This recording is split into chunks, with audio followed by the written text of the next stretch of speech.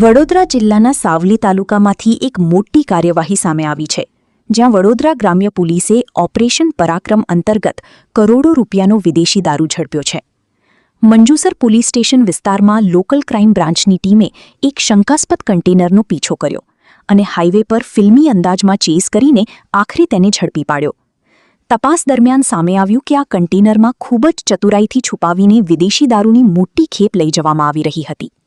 પોલીસે સ્થળ પરથી અંદાજે 1.53 કરોડ રૂપિયાનો દારૂ અને કન્ટેનર સહિત કુલ 1.63 કરોડનો મુદ્દામાલ જપ્ત કર્યો છે. ખાસ વાત એ છે કે આ ઓપરેશન દરમિયાન એક બી નહીં પરંતુ પૂરા 60,000 દારૂના ક્વાર્ટર બોટલ ઝડપાઈ છે, જે આ રેકેટની મોટી લાઇન દર્શાવે છે. આ મામલે રાજસ્થાનના ડ્રાઈવરને પોલીસે કસ્ટડીમાં લીધો છે, જ્યારે અન્ય આરોપીઓની શોધખોળ તેજ કરવામાં આવી છે.